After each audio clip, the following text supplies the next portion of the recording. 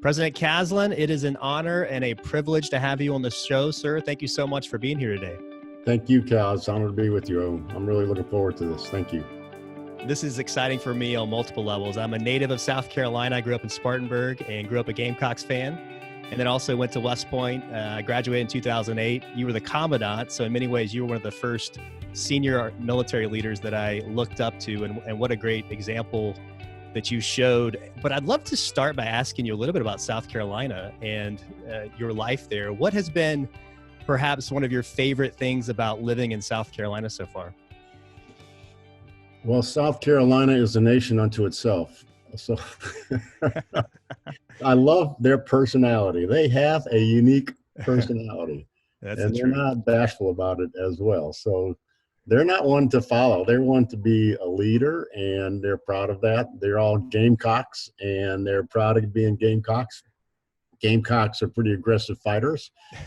Anything about a Gamecock, and they're proud to be that. And but they have a unique personality, and they're fun to be around. And I love the people. The students are incredible. They're so loyal to this university and to being Gamecocks, and you can see that loyalty even in the midst of this COVID-19 crisis, because they all miss the campus, they miss their friends and everything else, and they all want to get back so badly. But I really love, and South Carolina is just a flat, beautiful, beautiful state, all the way from the mountains up there in the northwest, all the way down to the beaches, to the big cities of Columbia and Charleston, some of the nicest cities in the nation. And it's got the tourist industry down there. Some incredible civil rights history that's actually part of this history, and not to mention the Civil and Revolutionary War history as well. It's a hugely unique, beautiful state, and I'm very pleased to be here with my wife.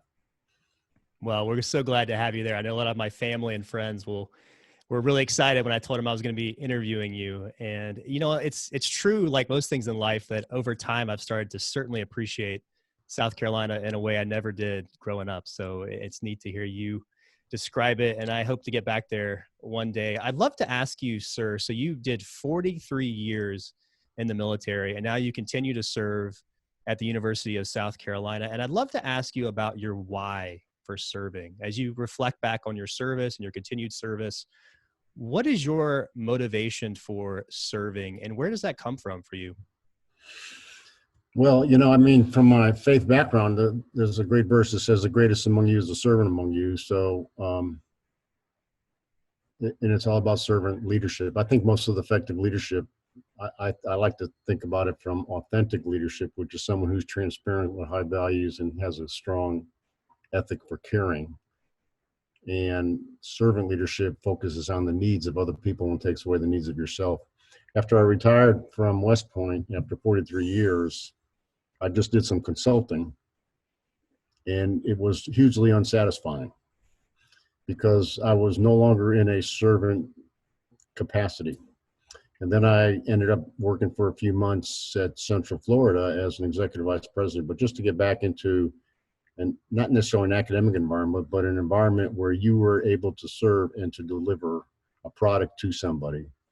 It really stirred in me the desire to continue in that era. So then I started throwing my name in the hat for some of these other president opportunities, and the president of South Carolina came about. And I hugely love this job. I love the students that are here, the faculty, and the ability to connect with them and to serve them and to provide for them a product of which will change their lives and transform their lives forever. And to be able to have the influence that, you know, people talk about legacies and people like to see their name on a building as a legacy. I'd rather see a legacy as the people whom you had the ability to influence and to improve their life and to give them greater opportunities for hope in the future. And that, if there's a legacy, it'd rather be the legacy of the people rather than your name on a building or something. But it's really all about servant leadership, because the greatest of thee is a servant of thee. I love that. Have you always viewed service the same way, or has that changed over time? Well, I started, when I became a second lieutenant, I knew that effective leadership was caring. And I realized this was right after the Vietnam War and the Army was in a wreck. And the rift was going on, and there were racial problems, drug problems. But in the midst of all of those problems, leaders who were effective were leaders who really cared about their people and developed a strong relationship. They didn't baby them. They found out what their need was. Their need might be someone to put an arm around them and walk them through a divorce or walk them through the loss of a child or something. But or their need might be they needed a size 12 on their backside to get them moving and get them motivated again and get them focused on the right things. But whatever their need was, you know, that's caring leadership, because you care enough to lead them. And I realized that as a brand new lieutenant or company commander, that soldiers will, or subordinates will, respond to you one way on your turf, on your time. But if you really care about them, you're going to find out what motivates them on their turf, on their time, and you're going to get involved in their lives, and you're going to not demand their trust, but you're going to earn their trust. And when they trust you and have confidence in you because they know that their needs are paramount to your personal needs, then they'll go to all corners of the world for you, and they'll give their life for you so that you can serve their buddy again. I want to follow up on something you said there about caring. You know, one of the areas that I've gotten in trouble with, I think in the past with my leadership, is almost being too nice, or thinking that caring means you're always being nice, and potentially even a pushover. In your mind, is there a difference between being nice and being a caring leader who genuinely serves your subordinates and your teammates? Yeah, caring not only means compassionate and understanding, but it also means that you have high standards and you care enough of your subordinates to enable them to meet those standards. So the best example is just simple PT. If I got some soldiers that cannot pass the PT test, they're going to learn how to pass the PT test. They're going to pass it, and I'm going to do whatever it takes for them to pass it. If you remember when I was a commandant, I had Comp PT. And Comp PT was whoever failed the last APFT was going to join me 3 days a week at 5:30 in the morning for PT. And not only were they going to come with me, but I wanted a teaching point that their supervisor, their squad leader, their company commander, or whoever it was, all the way from plebes to firsties, were going to come and join me at 5:30 in the morning for PT. And they wrote a PT program, the supervisor did, and then it was cleared by the Department of Physical Education, and then they executed the PT program. Why did we do that? Because we cared enough about them. They knew that if they could not meet those physical fitness standards, not only did it put their graduation at risk, but it put their leadership effectiveness as a leader when they graduate at risk as well. So, you know, I mean, we're in the Army, so we're in the crucible of ground combat. You need to lead from the front, which means you got to lead physically. So cadets who had some challenges physically, there's my philosophy. I cared for them. I wanted them to be successful leaders. So they were going to get up early in the morning, 3 days a week.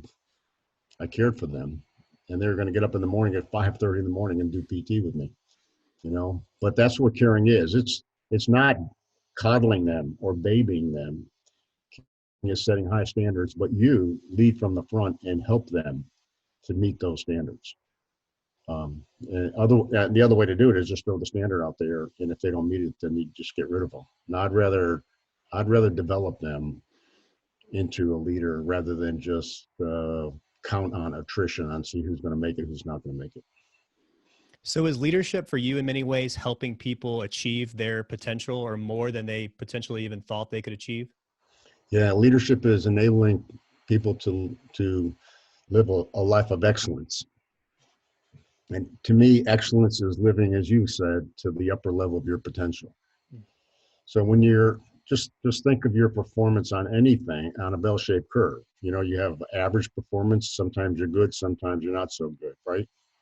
So my belief is that everybody who lives a life of excellence ought to be performing to the upper level of their potential. So on that curve, what that looks like is your 2 standard deviations to the right. For those of you who like mathematics, 2 standard deviations to the right puts you on the right portion of that curve. Well, if you're on the right portion of that curve, you're probably going to get into areas that you're uncomfortable with, or areas that you're less competent in, and you're likely to make mistakes. But this is what the leader has to do. When you get in those particular areas, the leader's got to underwrite the risk of that mistake so that you use that mistake not as something that condemns you, but you use that mistake as an opportunity to learn and to grow. And if you're not afraid to go out there, living up with your potential, make mistakes, learn from your mistakes, then you grow. It's like breaking a bone. If you break a bone and it heals and heals correctly, the bone becomes stronger where the break was than it was before the break. So when you go out there and make a mistake and learn from your mistake, you grow. And that's why you should be out there in those areas where you're at the brink of your potential.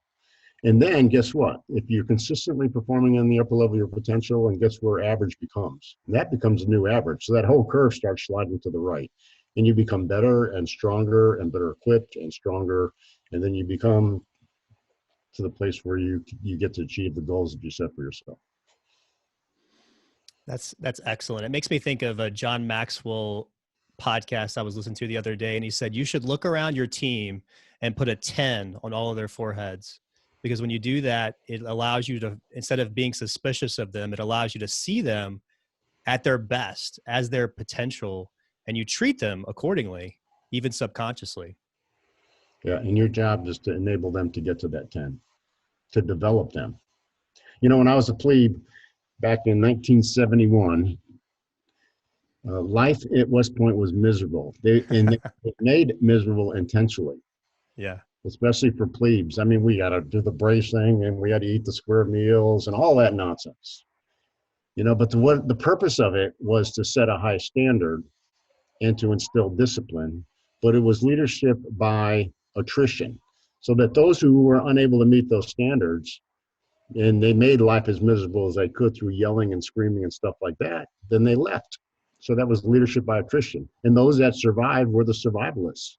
Now, if you tried that leadership style in the United States Army, no one's going to follow you, because that's not leadership, and that's not how our soldiers expect leadership. That's not how subordinates expect leadership. So it doesn't mean that you lower standards. You set the same high standard, but instead of leadership by attrition, I believe in leadership by development, that a leader's responsibility is to develop somebody so that they can still meet that standard, but you provide the leadership that's necessary to get them there. So by putting a 10 on their forehead, you know that they have the potential to be a 10. You know that they have the potential to meet that standard. So do what you can, leader, to develop them to get to the 10. So in your mind, as you're developing people, is a big part of that taking ownership over the development? Because I think a lot of leaders tend to blame the people on their team when they don't reach their potential or when they make mistakes. And I think when you blame people, it seems to me, and I'd be curious if you agree, then you are at least internally taking the ownership off of yourself, versus if you view their development as completely on you, or at least mostly your responsibility, then you're going to do everything you can to help them get there versus shirking the responsibility onto them and blaming them. Yeah, when they succeed, the leader never takes credit, right? And then when they fail, the leader takes all responsibility and everything. So if I'm developing a subordinate and they don't meet the standard, it's my fault. So the first thing I look internally. I say, how did I mess this up? And because what do I need to do? You know, and development is just not giving somebody a job description. Developing is not only giving them a job description, but coaching them and sitting down with them and showing them how you expect them to get there. And then to be able to assess and evaluate them. And this is the hard part, because it takes some little bit of mental and moral courage to sit down with them and talk somebody in the eye and tell them you're not meeting the standard. You know, normally we don't have the courage or the time or whatever to sit down with somebody and say, here's what you're not meeting, and here's why I look at it, and this is what I need you to do. So that's part of development as well. You know, that's doing the harder right to tell someone that they're not meeting the standard, and why not, and what they need to do in order to get there. You know, so that's part of development. It's just not just saying, here's what you got to do, and just let them go on their own. You know, if you have a thoroughbred as a subordinate that doesn't need much coaching or mentoring, then no problem. But unfortunately, not everybody's a thoroughbred out there. So, sir, I want to ask you about how you lead yourself, or how you've led yourself over the years. You know, another John Maxwell saying is that the hardest person to lead is the person in the mirror. And I'm curious, when you reflect back on all the success you've had, are there any habits or routines or processes or rituals that you think have really helped you lead yourself over these many years of leadership? It's a good question. Well, I just think it's a lot of self-discipline. First of all, it's understanding who you are and what you want to be. Then it's understanding the pathway to get there. And then it's understanding how you're going to hold yourself accountable. Or if you can't hold yourself accountable, do you have a partner that can hold yourself accountable? Or someone who can ask you some really tough questions and having the discipline to get there. So it's a combination of looking long-term, and then it's a combination of looking short-term. But it's the development of a certain set of habits, daily habits. And those daily habits are the undergirding of a pathway that will lead you to a successful outcome. Sometimes that outcome is not the outcome you want. You know, my faith says, good Lord is in charge of all that anyway. So, I trust that. But at the same time, I think it's important to have some character traits that will undergird you towards success. And, so some of those character traits is obviously self-discipline. And we're all physical human beings, so we got to know what our body can take, what it can't take. So your body needs ways to deal with stress, and one of the best ways to deal with stress is through a good physical fitness program. If you're in the business of leading in hardships on the ground, then you ought to have a good physical fitness program so you can lead in the midst of tough circumstances. Because the most effective leaders are leaders that lead from the front and share hardships. And then there's a set of disciplines to whatever goals that you set for yourself, that you have the discipline to achieve that goal. I always think that your character is always tested all the time. And you could be physically number one in your class, or you can be intellectually number one academically in your class. But if you fail on character, you just fail on leadership. All I have to do is just look at some very, very successful people, either in the Army, in the military, whatever, and they have a character failure and they crash not because they weren't competent, but it's because they had a failure of character. And it's so important to keep your character straight. And one of the ways I try to do that is through my faith, and in the morning, having a quiet time and just reflecting on who I am, what I'm doing, and where I need to go, and to read scripture and things like that. And I think all that's tremendously important, because it gives you the undergirding of why you have the discipline to do what you really need to do, and why you have to have the character to be able to deal with some of the challenges. Character is also the internalization of values. So those values that you hold close are important. And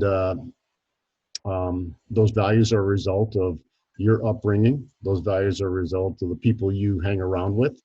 Those values are a result of the books you read and what you read on the computer screen.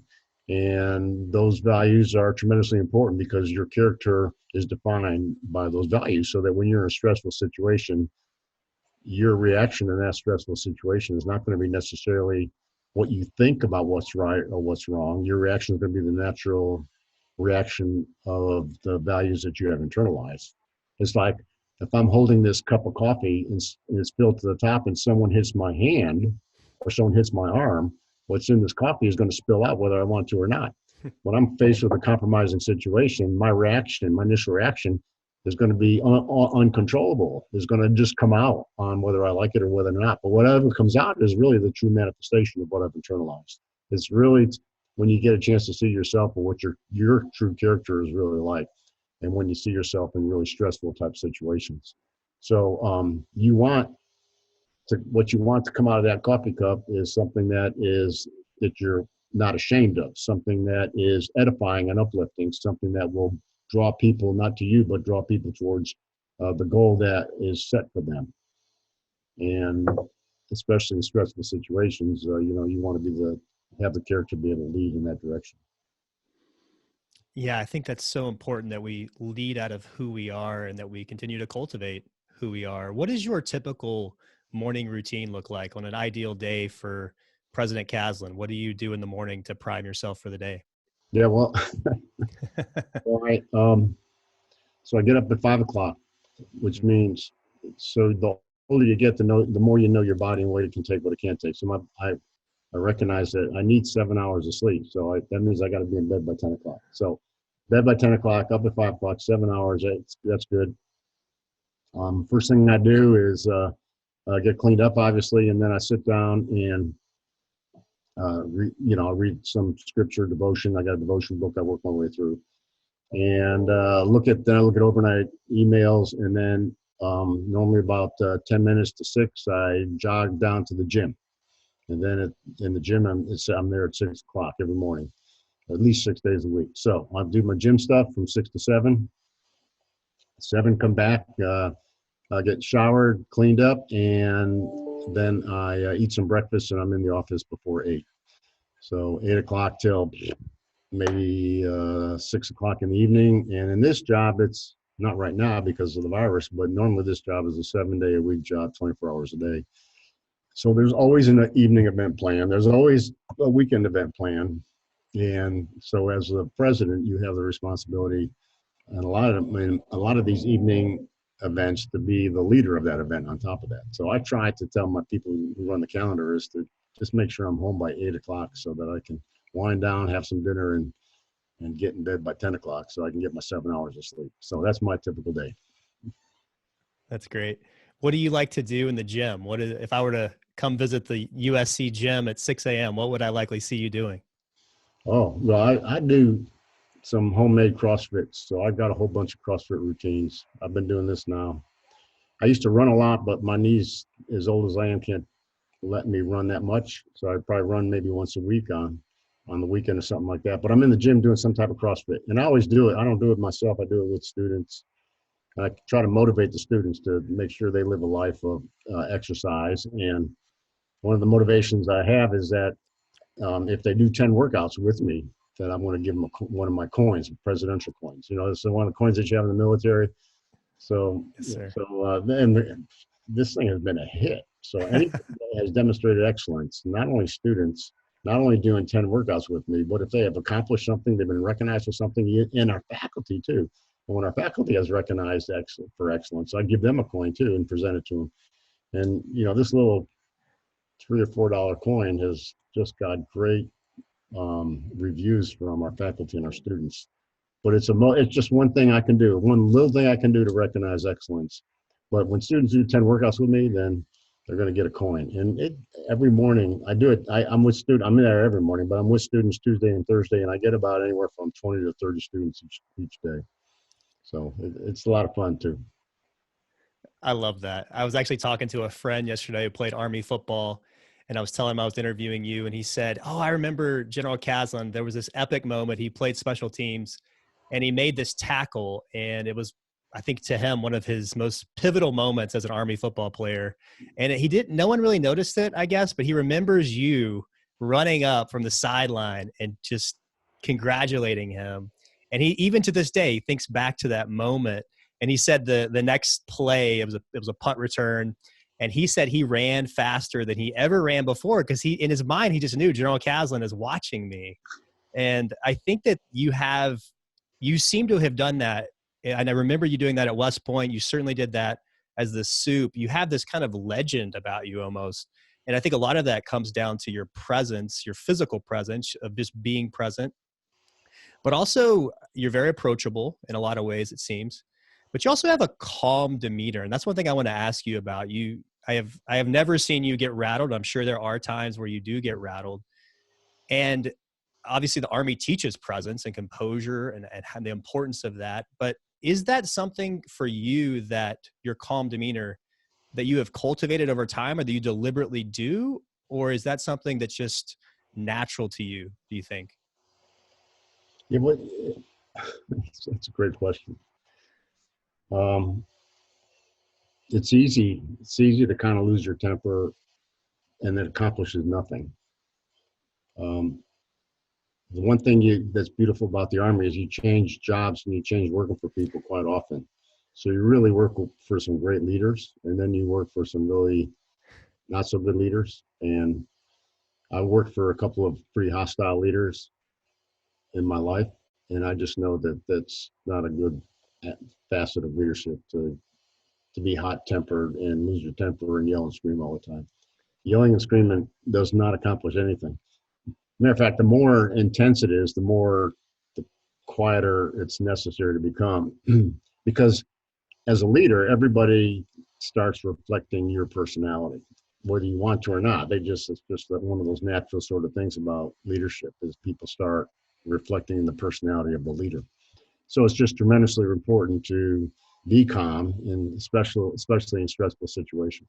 And then when you're calm, you can gather information, you can listen, you can understand. And, one of the most effective assets of leadership is understanding the environment, understanding the situation, the intended and unintended consequences, and where you put pressure and the second, third order effects of putting pressure on that, and what's the natural hierarchy of order. So when you understand all of that, you got to be in a listening mode to be able to understand. And if you're in a transmit mode because you're hot tempered, there's no understanding whatsoever.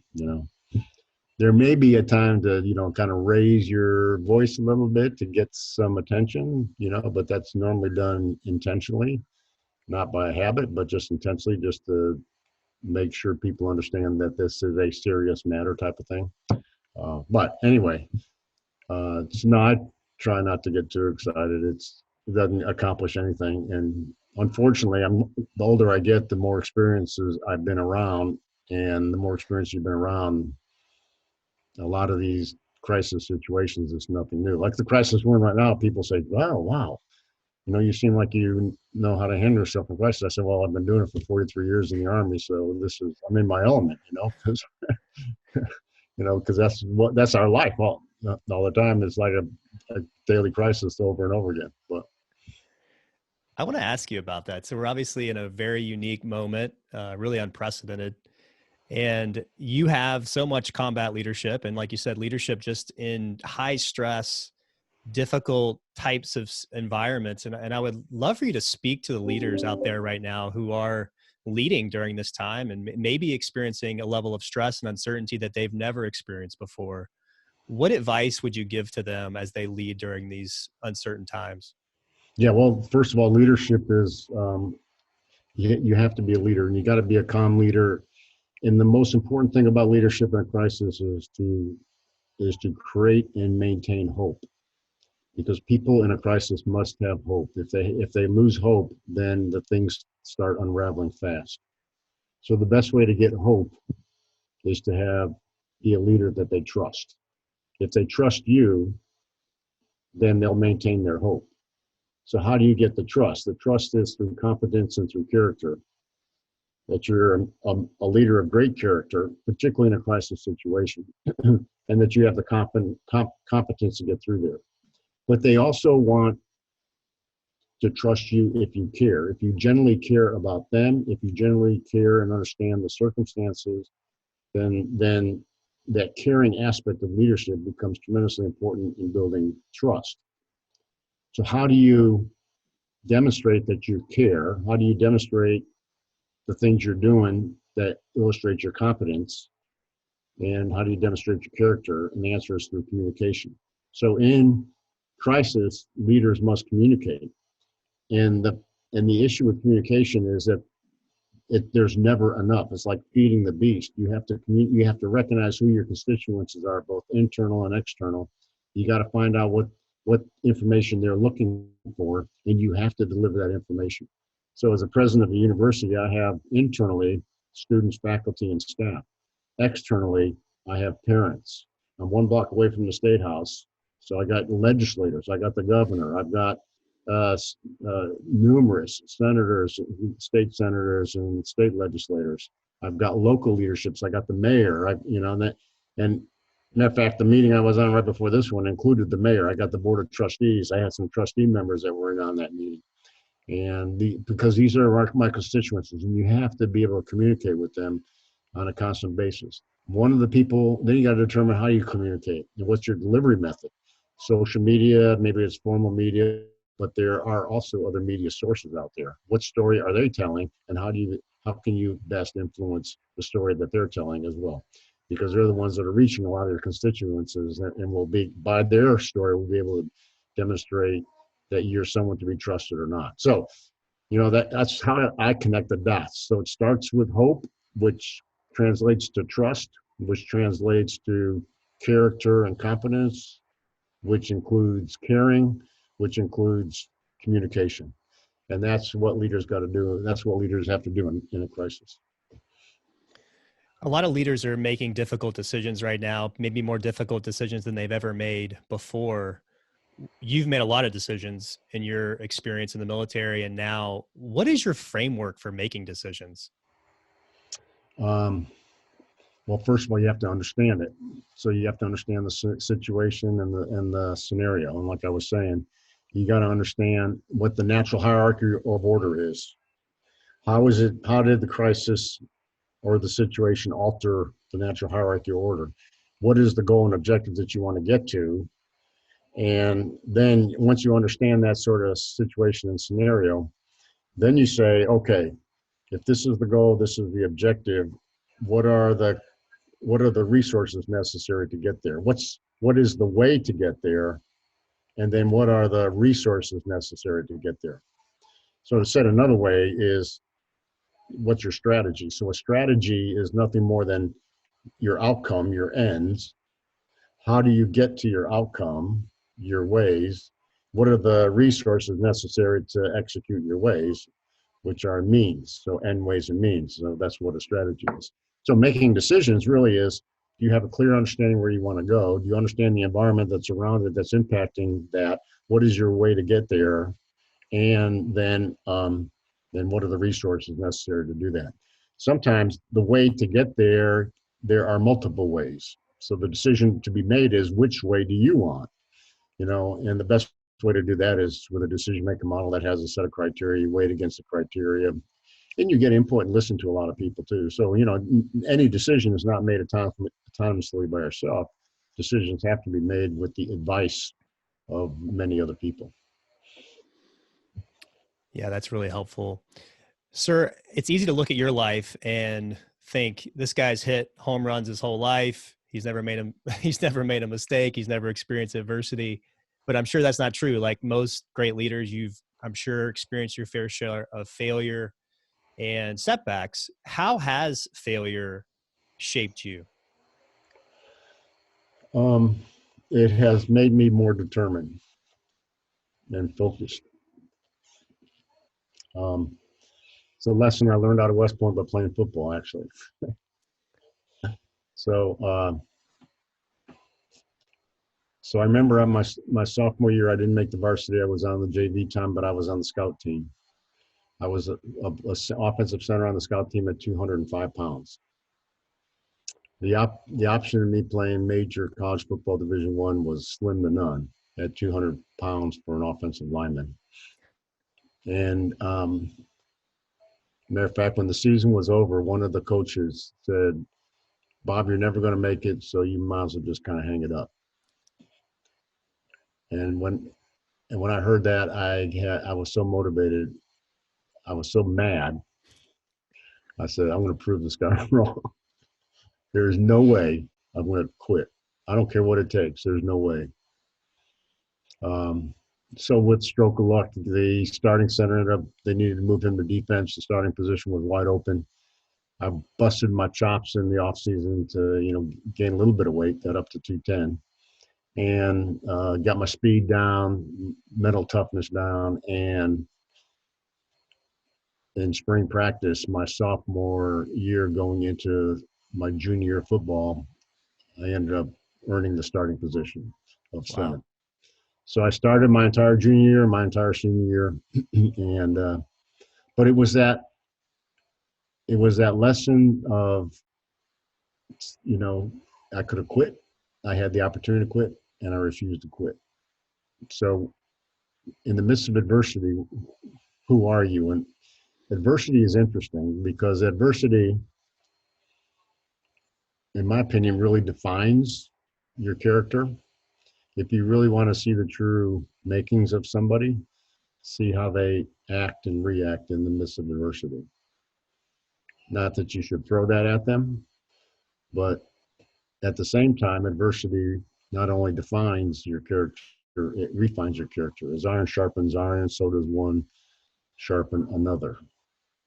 So you throw your character in the midst of adversity, it's either going to burn it up and destroy it, or it's going to refine it, and you're going to come out stronger.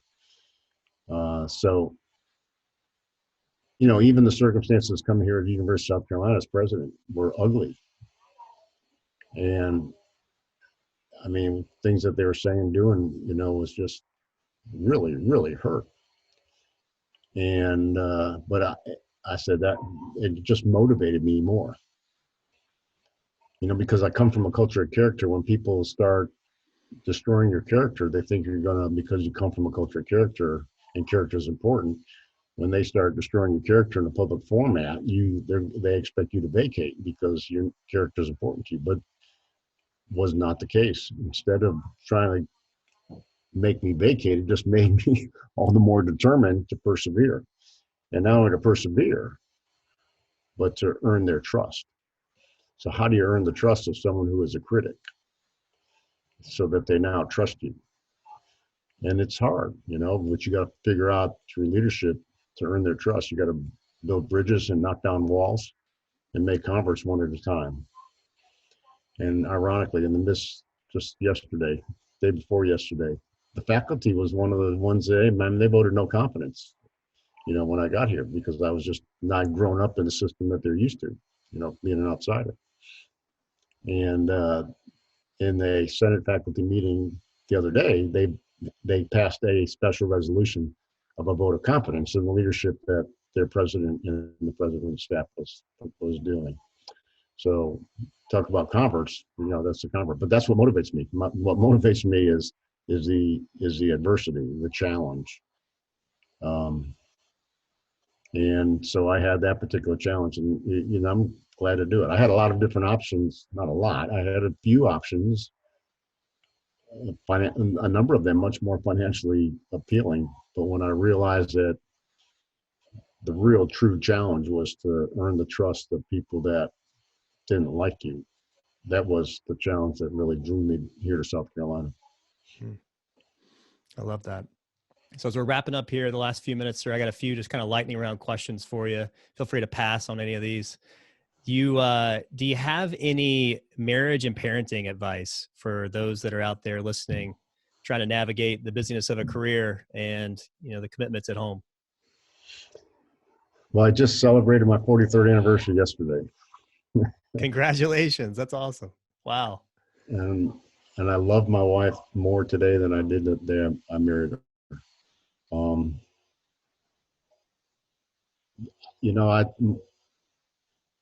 I guess the book for parenting and the book of being a husband is really, to me, has been the scriptures on how much I've really loved my wife and nurtured her and was a servant husband to her and to my children, to develop them as they are, who they are, and not who I wanted them to be, but to develop them who they were. And got 3 incredible young, they're not too young anymore, but they're great sons and families, and I'm very blessed. So the advice I would have is,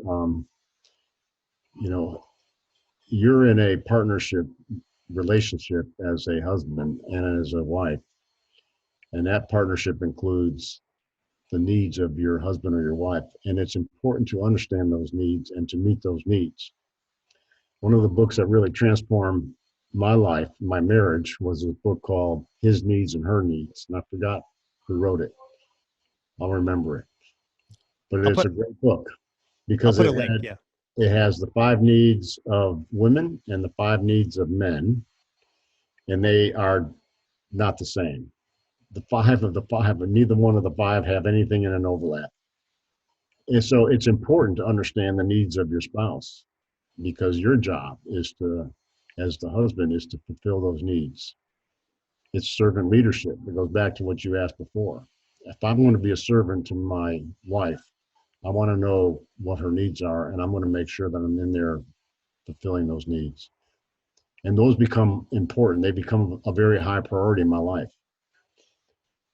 The Army kind of pulls you away from meeting the needs of your children and meeting the needs of your spouse just because of the time and commitment. But when you realize that challenge, and that challenge exists, when you realize that, that's half the problem. because there's going to be times when you have to deploy, but not all the times. And there's going to be times when you have to go in the field and go to JRTC and NTC, but not all the time. There's going to be times when you have to work late, but not all the times. And when it's not all the time, you ought to shut the book at 4 o'clock or at 5 o'clock, and then get home and have dinner with your kids and your wife, and sit down with her after dinner with a cup of coffee, and don't say a word, and just listen to what she has and how her day went with the kids, because she spent the entire day talking with 3-year-olds and 4-year-olds, and she really would love to have a conversation with you on the adult level that she really needs to, and I know your communication requirements exceeded your demand by 1 o'clock in the afternoon. And the last thing you want to do when you get home is to sit down and listen some more. So you'd rather put your feet up and just kind of read the newspaper or something like that. You got to understand what the needs are of your family, your kids, and your spouse, and your job as a dad and husband is to meet those needs. So his needs and her needs, and it'll make for an incredible marriage and incredible journey with your spouse and with your kids. Well, thank you for that. That really helps me, and I'm sure it helps many of those listening, because it is tough sometimes to meet those demands, and there's nothing more important, I think we'd all agree, than what's at home. Sir, it's like a balance, it's not one or the other. It's not my career or my family. It's a balance. How do I achieve a balance? And the best way to achieve that balance is when the opportunity is there, take advantage of the opportunity. And then especially when you're not on those deployments or those field exercises, get home early and be with your family. Absolutely. Sir, I want to give you just, if you could tell us before we leave here about your book that is coming out, The Character Edge. Hey, I'm excited about this book. So, I'm excited about character. I love character. Character is the most important, the most effective element of effective leadership. So I'm writing this book with Dr. Mike Matthews. Mike Matthews is from the Behavior Science Leadership School of the United States Military Academy at West Point. And so he's a civilian faculty member there, and as a former superintendent. So I'm writing life stories, and he's writing theories. So he is taking my stories and integrating them into the theories there of character and how character is developed and how it's sustained. How do you regain it back when issues take place? And it's been a really joy to do it, because I have the opportunity to write not only about my experiences of character issues in the Army, but have that great opportunity to interview the Secretary of the Veterans Affairs, the Chairman and CEO of Johnson & Johnson, some of the challenges that they have gone through themselves. On the sports side, I was on the Board of Governors for the NCAA during the men's basketball crisis. Got some conversations of character issues in there about that. And even some character issues within higher education, now that I'm in higher education. So there's lots of examples and lots of stories and opportunities for you to really reflect on what's your character and how can I develop that as iron sharpens iron. And where can people find that, sir? Well, it's coming out in October of 2020, but it's on Amazon right now, so you can pre-order it on Amazon right now. The Character Edge, Leading and Winning with Integrity. Great. I'll put links to that on my website, calwalters.me. Sir, this has been so much fun for me. This has really been the opportunity of a lifetime, and I appreciate your leadership, and I wish you well, and I'm praying for you and the entire University of South Carolina family during this time, and I'm confident that with your leadership and the great team you have there that you'll weather the storm. Thank you, Cal. It's been great being with you as well.